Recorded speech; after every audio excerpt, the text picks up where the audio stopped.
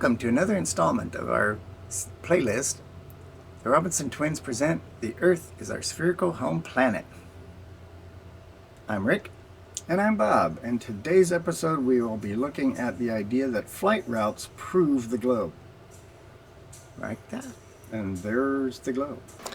Okay, a recent Flat Earth video we watched, the guy talked about how the New York to Tashkent, Uzbekistan flight route somehow proved the flat Earth.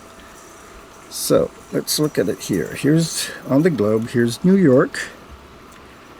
And here is Uzbekistan. Tashkent, where is it? Over here. Okay, there's Tashkent, Uzbekistan. So there's the route, and you can see it cuts across the southern end of Greenland and north of Iceland. So let's measure that.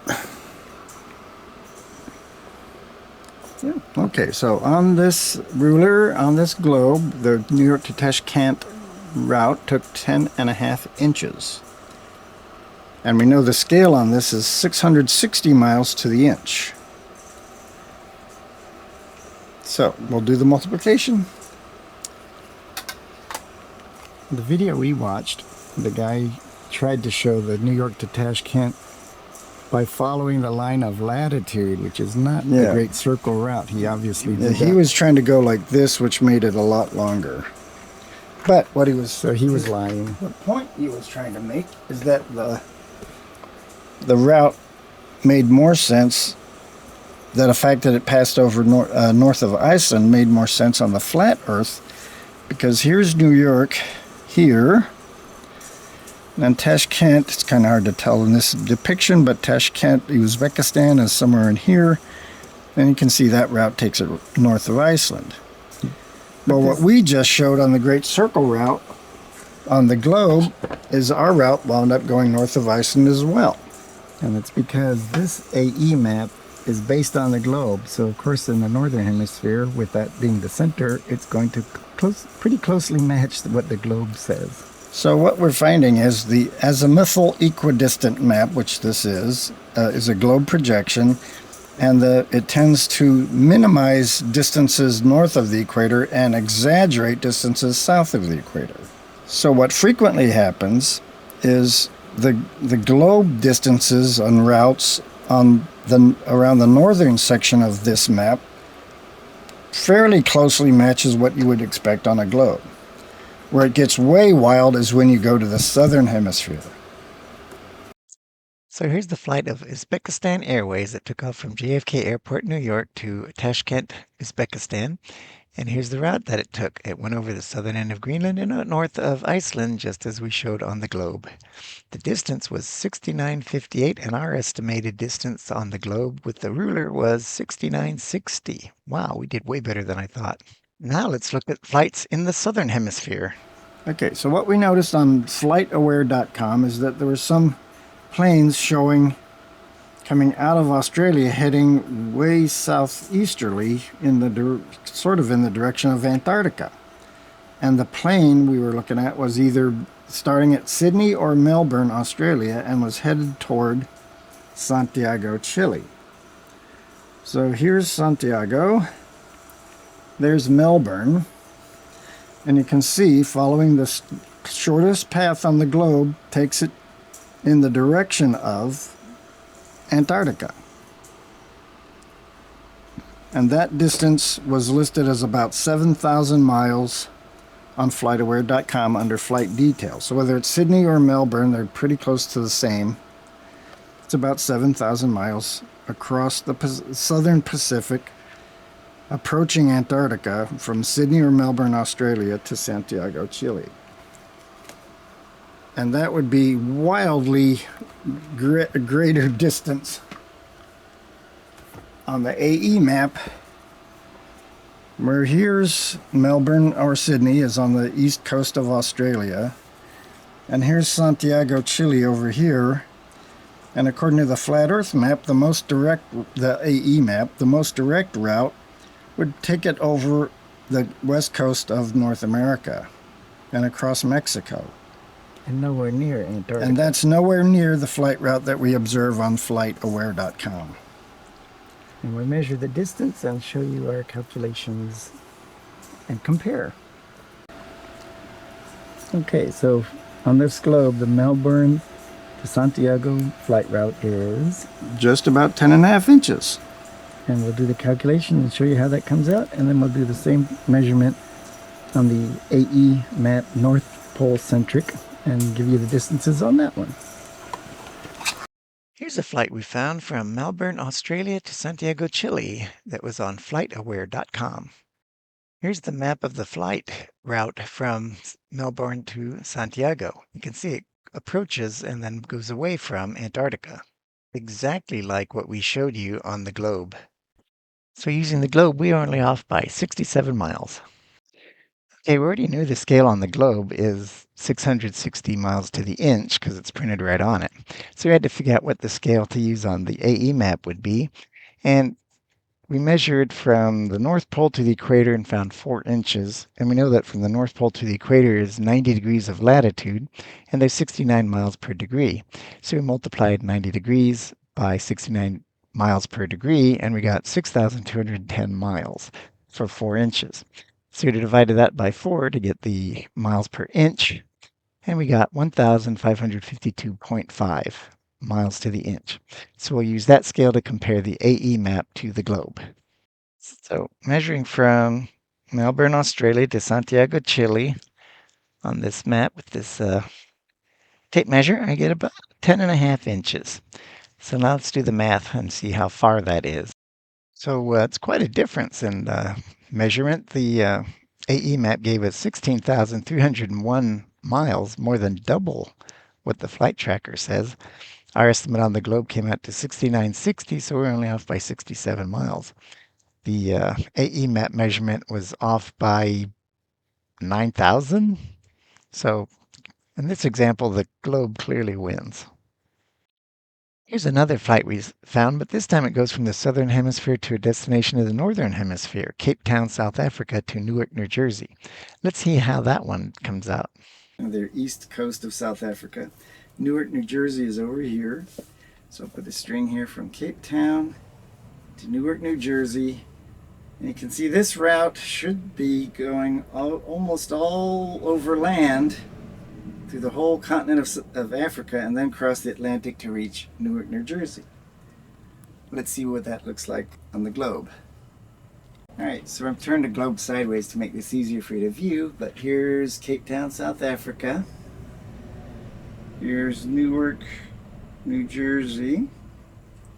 And you can see on this line, it doesn't go over the continent of Africa at all. It heads right out into the Atlantic Ocean and stays over the ocean all the way to New Jersey. So now let's look at the flight tracker map route and see how that compares between the AE map and the globe. Okay, so we know the scale on our AE printout here, AE map printout, and I'm measuring from about Newark, New Jersey to Cape Town, South Africa. And I get about 5 3/4 inches, and knowing what the scale is on this, that multiplies out to 8,927 miles.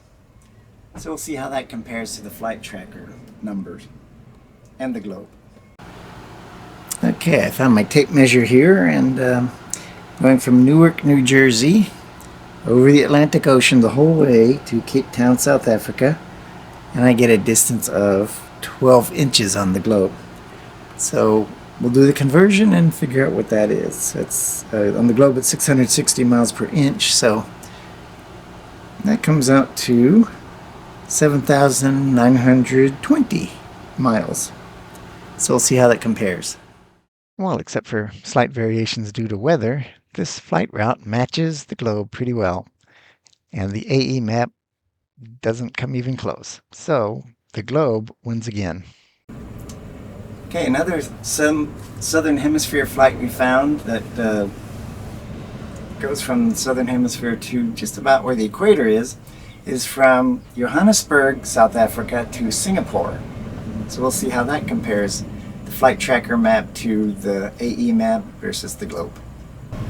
Is in this peninsula right here, and see, according to this, they should be going over Africa, over India, and not touch Madagascar.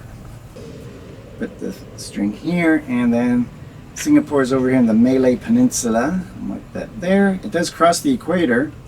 And you see it goes over the south end of Madagascar and then is over Indian Ocean all the way to Singapore, never touches India, and once it goes out over the ocean it doesn't go over any part of African continent either.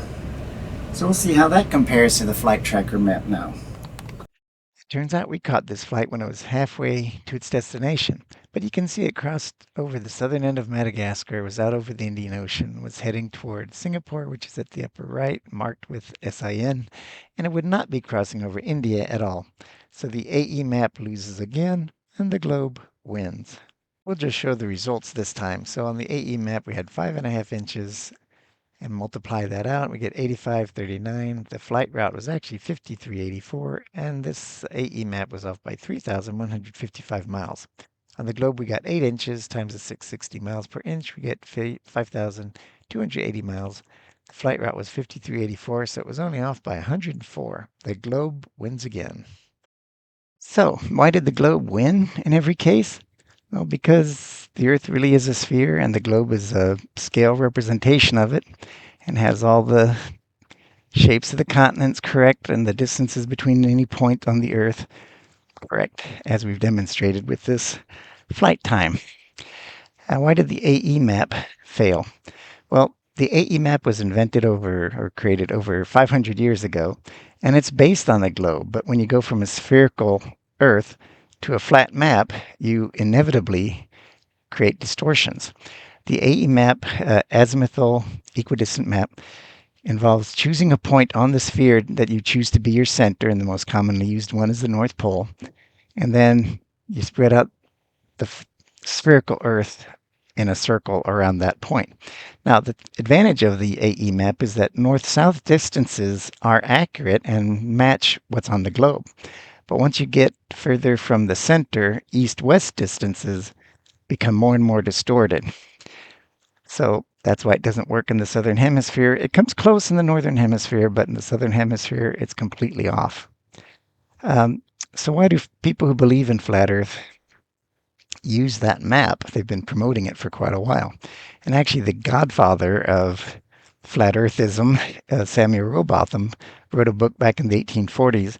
And the AE map had been around for over 300 years by the time he lived, so it's very likely he would have seen it and thought, oh, I'll choose that as the flat Earth map, because the North Pole had kind of been explored by then, but the South Pole hadn't.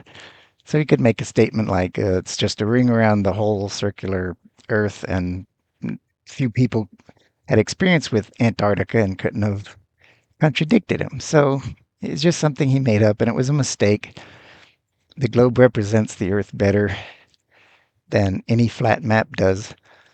And flat earthers believers have been repeating Rowbotham's mistake ever since. Recently, we've seen a video where the flat Earth believers tried to claim that the AE map with the North Pole at the center was the true Earth and that somehow they made it into a globe. And the globe doesn't really exist. Well, that's ridiculous. The AE map is based on a globe. But here's a question for those flat Earth believers. Why, in these Southern Hemisphere flights that we discussed, did the globe win if the AE map is the correct view of the Earth? How did going from an AE map to a globe make it more accurate? Think about that. We'll be making a video describing the azimuthal equidistant projection map in more detail and why how useful it is and how it shouldn't be used to represent the Earth in a future video. If you like this kind of content, be sure to like and subscribe and hit that notification bell. And we'll see you in the next one. Earth is our spherical home planet.